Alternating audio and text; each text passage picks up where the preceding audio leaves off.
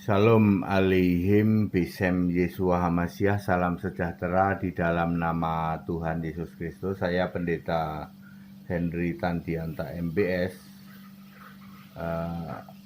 Cepat saja ya, kita akan membahas sebuah tema.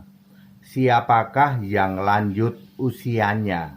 Bapak Ibu Saudara, kalau Anda ditanya siapa yang lanjut usianya, mayoritas 90% gereja, pendeta, romo, dan para jemaat akan menjawab, oh itu Bapak katanya.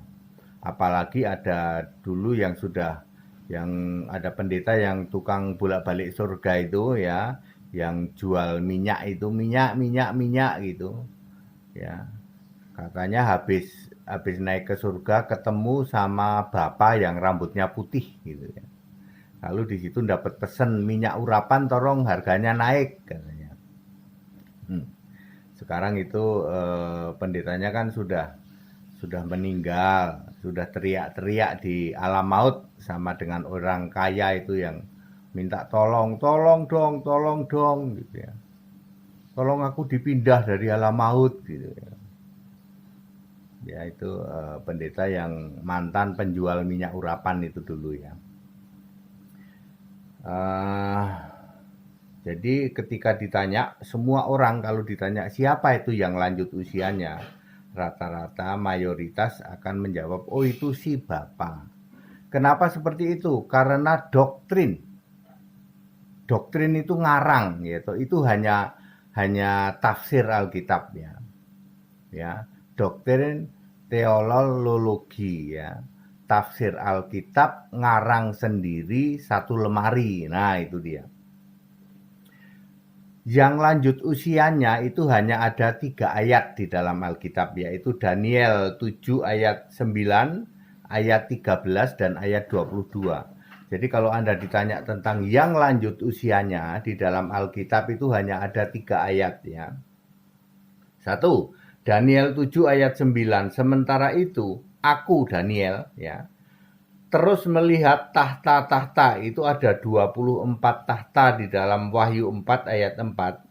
Dan duduklah yang lanjut usianya. Ini sama dengan seorang yang duduk di dalam tahta di dalam Wahyu 4 ayat 2. Wah, mudah sekali kalau sudah begini ya. Pakaiannya putih seperti salju, rambutnya bersih seperti bulu domba. Itu sama dengan Wahyu 1 ayat 14 ya. Kursinya dari nyala api dengan roda-rodanya dan dari api yang berkobar-kobar ini adalah kerubim ya. Terus yang kedua yaitu Daniel 7 ayat 13. Aku Daniel terus melihat dalam penglihatan malam itu tampak datang dengan awan-awan dari langit seorang seperti anak manusia. Ini adalah anak domba di dalam Wahyu 5 ayat 6 dan 7. Datanglah ia kepada yang lanjut usianya dan ia dibawa ke hadapannya. Yang ketiga Daniel 7 ayat 22. Sampai yang lanjut usianya itu datang dan keadilan diberikan kepada orang-orang kudus milik yang maha tinggi. Dan waktunya datang dan orang kudus itu memerintah, memegang pemerintahan. Mari kita bahas dengan lebih detail. Ada empat sebutan yang disebut-sebut. Nama sebutan yang disebut-sebut di dalam Daniel 7 ayat 9, 13, dan 22. Yang satu, yang lanjut usianya. Ya. Siapakah dia? Cocok dengan Wahyu 4 ayat 2, cocok dengan Wahyu 1 ayat 14. Yang lanjut usianya adalah Yesus Tuhan Allah. Jadi bukan Bapa, bukan. Itu kan ngarang ya. Nomor 2, yang seperti seorang yang seperti anak manusia. Siapakah dia? Dia adalah anak domba, Yesus Kristus, cocok dengan Wahyu 5 ayat 6 dan 7. Yang ketiga, yang maha tinggi, siapakah dia? Cocok dengan Lukas 1 ayat 32, cocok juga dengan Wahyu 2 ayat ayat 7, Wahyu 21 ayat 7, dia adalah Yesus Allah. Kemudian yang keempat, orang-orang kudus sebagai raja yang memegang pemerintahan. Siapakah mereka? Mereka adalah yang dipenggal kepalanya karena firman Allah dan kesaksian yang mereka miliki. Cocok dengan Wahyu 6 ayat 9. Mereka adalah para rasul dan para martir lainnya. Kesimpulan, yang lanjut usianya, yang maha tinggi, anak domba adalah Yesus Kristus. Shalom pendeta HTD. Simple toh, ya. Sementara di luar sana selama hampir 2000 tahun kalau ditanya siapakah yang lanjut usianya, akan dijawab itu Bapa, Allah Bapa katanya. Salah ya, jadi yang lanjut usianya adalah Yesus Kristus. Ya, dia yang duduk di tahta surga di dalam Wahyu 4 ayat 2, lalu dikelilingi 24 tahta ya. Sama itu di Wahyu 4 ayat Wahyu 4 ayat 4 ya. Ada 24 tahta tua-tua itu. Dia juga yang maha tinggi ya, sama dengan Lukas 1 ayat 32 ya. Dialah Allah. Ya, Bapak Ibu Saudara, kalau roh itu jangan berpikir pribadi ya. Itu berarti yang maha tinggi sama anak domba sama maha yang lanjut usianya berarti 3 pribadi. Buang pribadi Bapak Ibu Saudara, kalau Allah itu khusus Allah, kalau roh itu satu. Kalau malaikat itu satu malaikat satu roh. Manusia juga, manusia itu satu orang satu roh.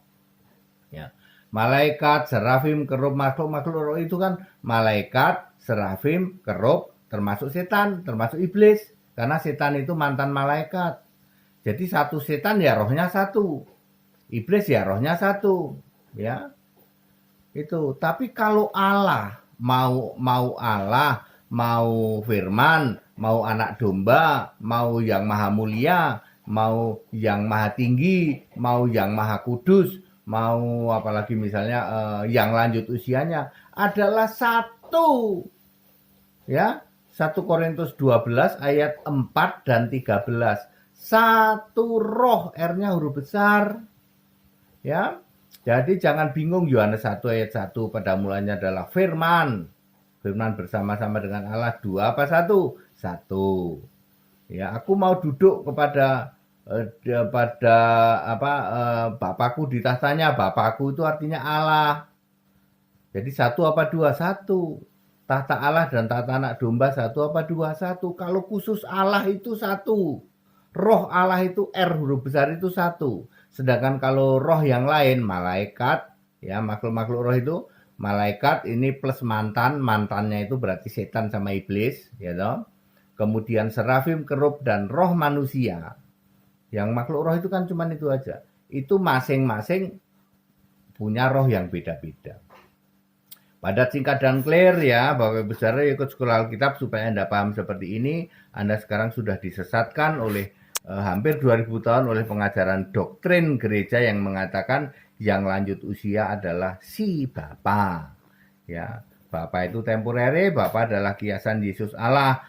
Ya, sadar ya, Anda yang sekarang masih nyembah Bapa berarti iblis bapamu. Yohanes 8 ayat 24. Ya, segala hormat, kemuliaan untuk Yesus Kristus, satu-satunya Allah yang benar. Ikut sekolah Alkitab dan ikut dibaptis ya. Baptisan 11 setiap hari Minggu di Cibubur, sekolah Alkitab. Boleh sekolah Alkitab di Staol maupun di Kalam Kristusnya Pak Dr. JT ya. Segala hormat kemuliaan untuk Yesus Kristus. Haleluya, amin.